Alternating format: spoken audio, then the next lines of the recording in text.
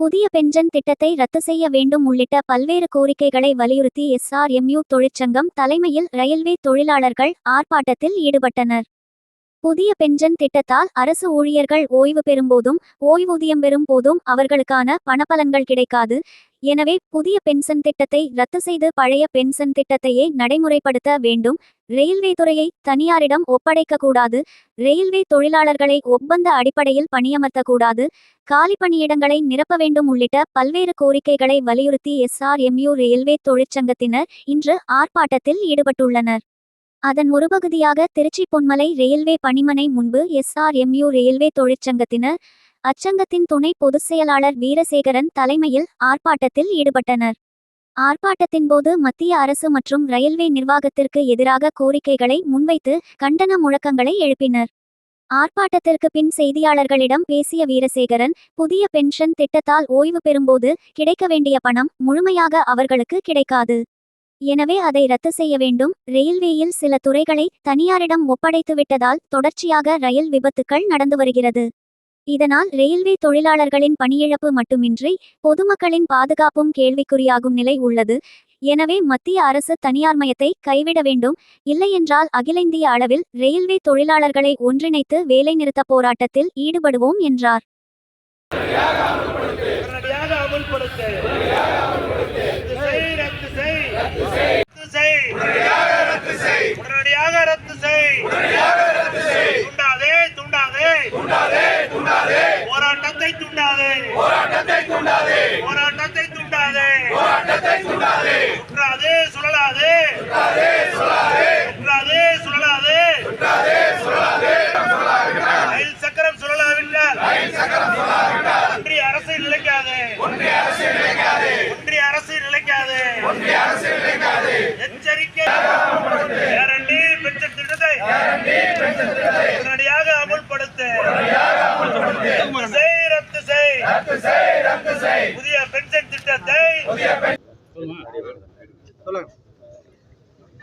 Sathan railway மசூரினுடைய பொதுச் செயலாளரும் all India மென் ஃபெடரேஷனுடைய அகில இந்திய தலைவராகவும் இருக்கக்கூடிய மரியாதைக்குரிய டாக்டர் என் கண்ணையா அவர்களுடைய உத்தரவின் பேரிலே நியூ பென்ஷன் ஸ்கீம் என்கின்ற NPSஐ ஒழித்து உத்தரவாதத்துடன் கூடிய பழைய பென்ஷன் திட்டத்தை அமுல்படுத்த கோரி இன்று நாடெங்கிலும் திருச்சி பொன்மலை மட்டுமல்ல, தென்னக ரயில்வே மட்டுமல்ல, அகில இந்தியா முழுவதுமாக இந்த அறப்போராட்டமானது நடைபெற்று வருகிறது. இந்த ஒன்றிய அரசானது பல மத்திய அரசு நிறுவனங்களை ஒழித்து தனியாருக்கு தாரை வார்ப்பது போல இன்று இந்திய திருநாட்டிலே இந்திய அரசுக்கு ஒரு விமானம் கூட இல்லாமல் ஒரு கேபினெட் மினிஸ்டர் இருப்பது போல ரயில்வே துறையை படிப்படியாக தனியார் மயமாக்கி அதற்கு ரயில்வே துறைக்கு ஒரு அமைச்சரை மட்டும் வைத்துக்கொண்டு அனைத்து ஊழியர்களையும் கான்ட்ராக்ட் லேபர்களாக, ஃபிக்ஸட் டைம் ஊழியர்களாக மாற்ற துடிக்கின்ற இந்த ஒன்றிய அரசை எதிர்த்தும்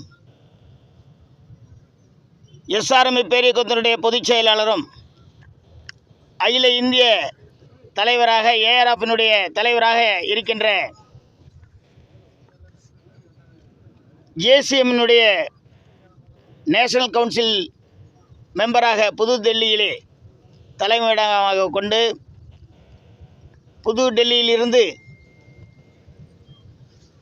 JCMனுடைய மெம்பராகவும் நியூ டெல்லியை தலைமையிடமாக கொண்டு டிபார்ட்மெண்ட் கவுன்சிலுடைய அகில இந்திய மெம்பராகவும் all India railway employees bank and urban பேங்கினுடைய அகில இந்திய தலைவராகவும் all India people rights production ஆர்கனைசேஷனுடைய தேசிய தலைவராகவும் HMSனுடைய தேசிய தலைவராகவும் ITF என்கின்ற இன்டர்நேஷனல் டிரான்ஸ்போர்ட் ஃபெடரேஷனுடைய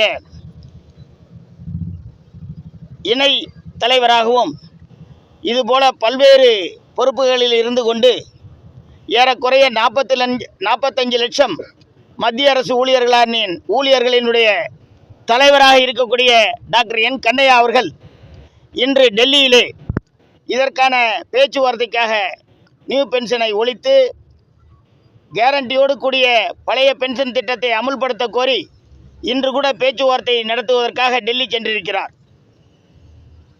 ரயில்வே துறையானது காலங்காலமாக 1853 ரயில் தோன்றிய வரலாறிலிருந்து இன்று வரை எஸ்ஆர்எம்மும் ஏஆர்எஃப்பும் தொடர்ந்து 1960, 68, 74 போராடி பெற்ற அனைத்து சலுகைகளையும் இந்த ஒன்றிய அரசானது படிப்படியாக தவிடுபடியாக்கி ஏதோ ரயில்வே தொழிலாளர்களுக்கு மட்டுமல்ல பொதுமக்களுக்கும் பாதுகாப்போடு கூடிய ரயில் பயணம் என்பது வருங்காலத்திலே கேள்விக்குறியாக்கி இப்பொழுது தொடர்ந்து பல்வேறு டிபார்ட்மெண்ட்டுகள் தனியார் மயமான காரணத்தினால் நீங்கள் பல ரயில் விபத்துகளை பார்க்க நேரிட வேண்டியிருக்கிறது.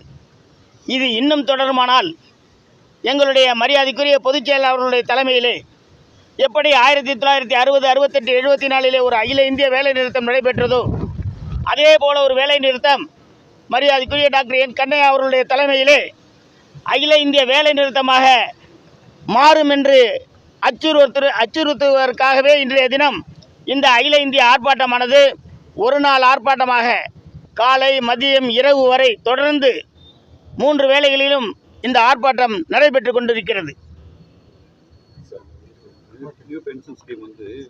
அதாவது நியூ பென்ஷன் ஸ்கீம்ங்கிறத பல ஸ்டேட் கவர்மெண்ட்டுகளே இன்றைக்கி கைவிட வேண்டிய சூழ்நிலையில் இருக்குது. எப்படி நியூ பென்ஷன் ஏதோ மத்திய அரசு ஊழியர்களுக்கு மட்டுமல்ல, மாநில அரசு ஊழியர்களுக்கு கூட அந்த திட்டம் வந்து கொண்டிருக்கிறது.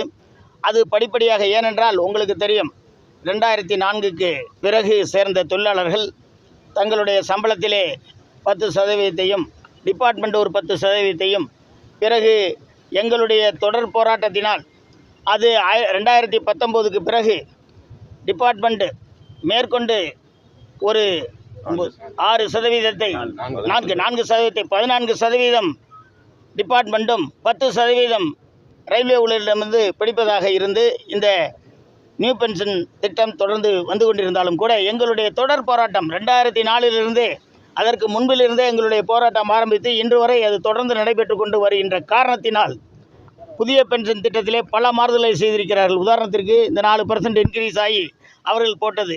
இந்த 24% தொகையும் எங்கே இருக்குன்னே தெரியாது, கேட்டால் ஷேரில் இருக்கும்பாங்க. இப்போ ரெப்யூட்டட் கம்பெனியில் அதை LIC, Unit Trust of India, SBI போன்ற நிறுவனங்களில் அதை டெபாசிட் செய்து அதை நம்மளுடைய தொழிலாளர்கள் எவ்வளவு தொகை இருக்கிறது அந்த தொகையிலிருந்து நம்மளது எப்படி பழைய பென்ஷன் திட்டத்திலே பணம் எடுத்தார்களோ அதுபோல் எடுப்பதற்கு, அதே போல் கம்பாஸ்டேட் கவுண்ட் என்று தொழிலாளி இறந்தால் வாரிசுக்கு வேலை போன்றவற்றையெல்லாம் நாங்கள் வாங்கி கொடுத்தாலும் கூட நியூ பென்ஷன் திட்டத்திலே ஓய்வு பெறுகிற ஒரு லோக்கோ பைலட் ஏறக்குறைய 50,000 ரூபாய் பென்ஷன் வாங்க வேண்டியவர் வெறும் 5,000 ரூபாய் வாங்குகிறார்.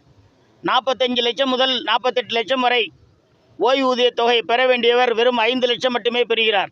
இது போன்ற பாதகமான திட்டத்தை ஒழிக்க வேண்டும் என்றுதான் எஸ்ஆர்எம்மும் ஏஆர்எஃப்பும் தொடர்ந்து போராடுகிறது. எங்களுடைய அகில இந்திய தலைவரும் எஸ்ஆர்எம்முடைய பேரியக்கத்தினுடைய பொதுச் செயலருமான டாக்டர் கண்ணையா அவர்கள் இன்று டெல்லி சென்றிருக்கிறார். இந்த போராட்டம் சீக்கிரம் முடிவுக்கு வராவிட்டால் இது அகில இந்திய போராட்டமாக நிச்சயமாக நிறைவேற்றப்படும் என்று இந்த நேரத்திலே எச்சரிக்கிறோம்.